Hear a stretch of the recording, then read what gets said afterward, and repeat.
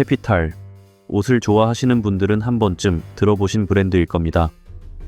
스마일리 페이스와 본 제품도 유명하지만 오늘은 캐피탈이라는 브랜드에 대한 근본을 살펴보려고 합니다. 오늘 영상을 시청해 주신다면 캐피탈은 어떤 브랜드인지, 어떤 가치를 추구하는 브랜드인지 알게 되실 겁니다. 캐피탈이라는 브랜드가 어떤 브랜드야? 라고 누가 물어본다면 한마디로 딱 정의하기 어려운 면이 있습니다. 짧게 설명해 보자면 시작은 데님 복각 브랜드였지만 지금은 히피적 요소, 웨스턴적인 요소, 일본 전통복의 요소가 혼합되어 독특한 실루엣과 디테일이 담겨 있는 브랜드입니다. 저에게 옷을 탐구하고 입는 즐거움을 처음 알려준 브랜드, 캐피탈의 역사를 시작으로 주목할 만한 아이템까지 소개해 드립니다. 시간대별로 타임라인을 만들어 놨으니 영상을 보실 때 참고해 주세요. 나만의 스타일을 추구하는 여러분 반갑습니다. 시간이 흘러도 변치 않는 가치, 브랜드에 담긴 이야기를 탐구하는 헤리티지 연구소 혜연입니다. 히라타 토시키요. 우선 캐피탈의 설립자에 대한 이야기를 해보겠습니다. 고베에서 태어난 히라타 토시키요는 원래 데님과는 전혀 무관한 삶을 살았습니다. 어린 시절 그는 데님을 한 번도 입어본 적이 없었죠. 그러던 중 1970년 오사카 박람회에서 외국인의 추천을 받아 미국으로 건너가 가라데를 가르치게 되었습니다.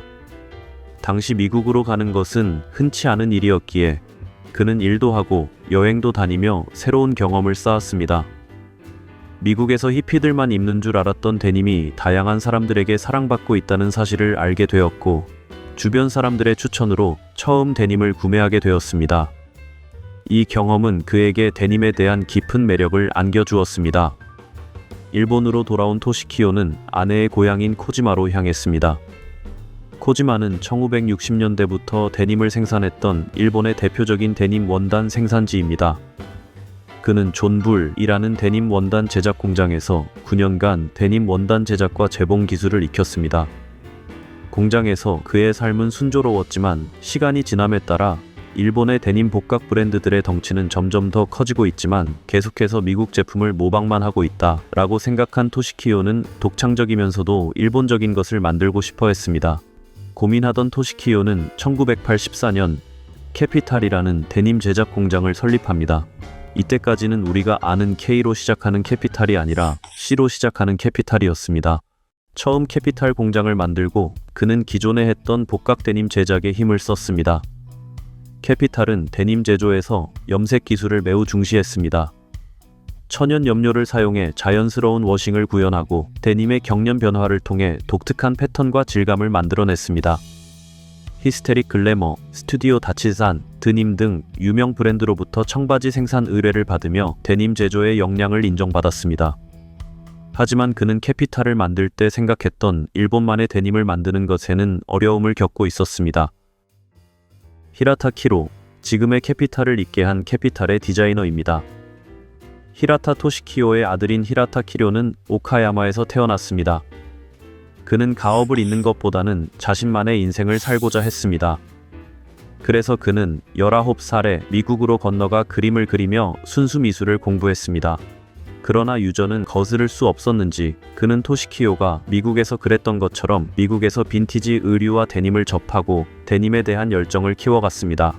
1994년 일본으로 돌아온 키로는 일본의 데님 브랜드인 45RPM에서 디자이너로 일하게 되었습니다. 45RPM은 일본의 전통적인 기술과 장인 정신을 미국의 문화인 데님에 결합하여 불완전함 속의 아름다움을 추구하는 일본의 와비사비 미학을 고수하는 브랜드였습니다. 8년 동안 45RPM에서 일하던 키로는 일본의 미를 더한 데님 디자인으로 성공적인 성과를 거두었습니다. 그 무렵 아버지 토시키요는 아들에게 45RPM에서의 일을 그만두고 캐피탈에 합류할 것을 제안했습니다.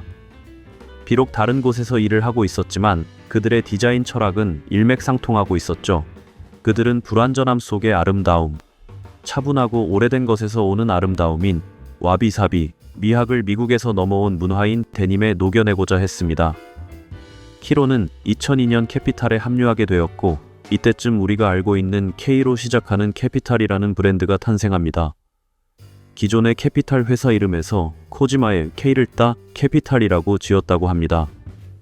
지금도 캐피탈은 공장 캐피탈과 브랜드 캐피탈을 구분하고 있는데요. 오래된 캐피탈 옷의 택 부분을 살펴보시면 캐피탈 옷의 제작 회사가 C로 시작하는 캐피탈이라고 쓰여 있는 것을 확인하실 수 있을 겁니다. 키로가 캐피탈에 합류한 이후 브랜드는 더욱 독특한 색채를 갖추게 되었습니다. 키로는 미국에서 영감을 받은 히피, 웨스턴, 워크웨어 디자인을 일본의 전통적 봉제 방식과 결합하여 독자적이고 아방가르드틱한 스타일을 만들어가기 시작했습니다. 또 키로는 45rpm에서 일하던 시절 알고 지냈던 사진작가 에리크 바텍과 함께 히피와 웨스턴 요소가 돋보이는 카탈로그를 제작했습니다. 이 카탈로그는 일본에서 제작된 히피 감성의 카탈로그로 화제가 되었고, 이를 계기로 캐피탈은 루이비통의 킴 존스의 눈에 띄어 협업을 통해 보로 원단으로 완성된 컬렉션 피스를 선보이기도 했습니다. 또한 일본의 패션 거장 니고의 사랑을 받으며 그의 추천으로 퍼렐, 트래비스 스콧, 에이셉 라키 같은 미국 힙합 아티스트들에게도 알려졌습니다. 한국에서는 BTS의 RM, 빈지노, 뉴진스의 사랑을 받으며 캐피탈이 점차 유명해지기 시작했습니다. 이러한 글로벌 성공은 브랜드의 독창적인 디자인과 그 안에 녹아있는 전통적 미학 덕분에 가능했습니다. 캐피탈은 한국에서 스마일리 페이스 아이템과 본자수가 박힌 제품으로 널리 알려져 있지만 그 외에도 다양한 매력적인 제품들이 존재합니다. 스마일리 페이스 아이템과 본자수가 박힌 제품들에 대한 내용은 이미 알고 있는 분들이 많을 테니 아래 댓글에 정리해 놓겠습니다. 여러 아이템 중 단연 돋보이는 아이템은 데님, 그 중에서도 보로 데님과 센츄리 데님이 있습니다. 보로 데님은 짜투리 천을 조각조각 덧대어 만든 원단으로 다양한 색상과 질감의 천 조각을 사용해 독특한 패치워크를 만들어냅니다. 너덜너덜해 보이는 가운데서도 빈티지한 멋이 아주 인상적인 옷입니다. 이 원단을 사용한 옷들은 사진으로만 보면 거지가 옷을 입고 있는 것처럼 보일 수 있지만 직접 이 옷을 보면 압도되는 무언가가 있습니다. 그 어떤 명품의 옷들과 비교해도 뒤지지 않는 아름다움이 느껴지죠. 이 원단을 활용한 가방, 데님 자켓, 데님 바지 등이 선보여지고 있지만 보로 원단에 대한 호불호가 심하고 수작업이 많이 들어가기 때문에 가격이 높은 점이 단점입니다.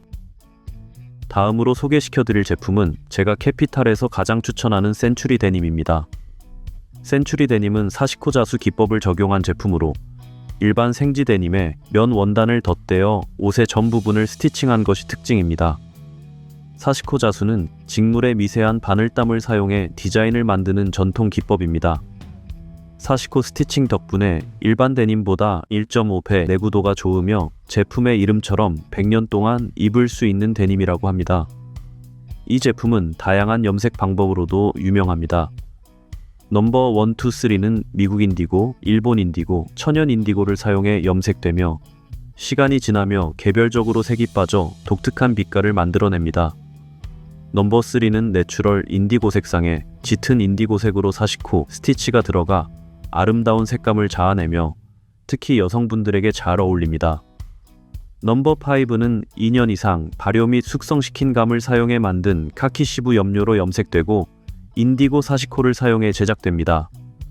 시간이 지남에 따라 옅은 오렌지색으로 변하고 인디고 스티치는 옅어집니다. 또한 넘버 7은 무겸에서 추출한 차콜 그레이로 염색되는데 무겸은 서예 잉크로 쓰이는 일본 전통 염료입니다.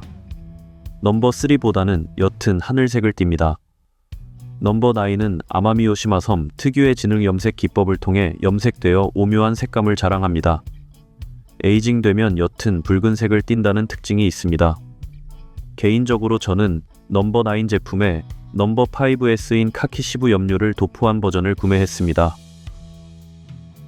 이외에도 반다나 패턴을 사용한 다양한 제품, 다양한 실루엣과 디테일이 들어간 셔츠, 워크웨어 디테일이 들어간 더블리 데님 등 다양한 제품들이 존재합니다.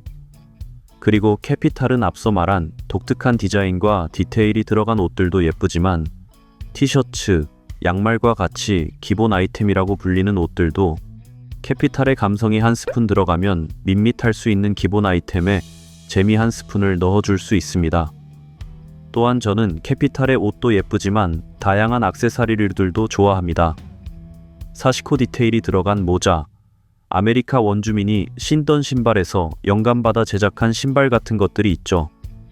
캐피탈은 매 시즌 400여 피스의 제품을 선보이는 브랜드로 다양한 제품군이 특징이기도 한 브랜드입니다.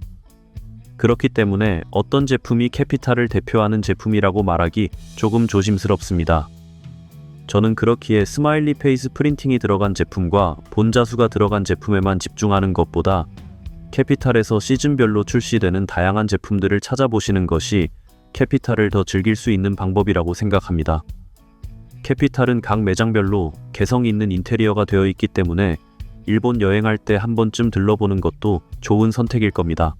제가 개인적으로 가장 좋아하는 매장은 도쿄 에비스에 있는 더플 위스 캐피탈 매장과 교토에 있는 매장입니다. 최근 히라타 토시키오가 별세하고 캐피탈이 LVMH에 인수되면서 사실 요즘 캐피탈의 디자인이 어떻게 변화할까 걱정이 되고 있는 상황입니다. 하지만 히라타 키로의 독보적인 디자인과 지금까지 캐피탈에 축적되어 있는 옷 제작의 기술이 탄탄하게 캐피탈을 받쳐줄 거라 생각합니다. 히라타 키로는 한 인터뷰에서 청바지의 역사를 돌이켜보면 리바이스에서 가장 오래된 청바지는 약 100년 전의 것입니다. 라고 말하며 청바지는 미국에서 시작되었고 아버지는 복제에 대한 완벽한 전문가였습니다. 그래서 저는 이미 만들어진 것을 반복하는 것이 아니라 새로운 것을 창조할 차례라고 생각했습니다. 저는 앞으로 100년을 위한 무언가를 만들고 싶습니다. 라고 자신의 생각을 드러낸 적이 있습니다. 아마 그 말이 지금 실현되고 있지 않나 생각합니다. 지금까지 제가 가장 사랑하는 브랜드 캐피탈에 대해 이야기해 보았는데요. 오늘 준비한 영상이 마음에 드셨다면 좋아요와 구독 부탁드립니다.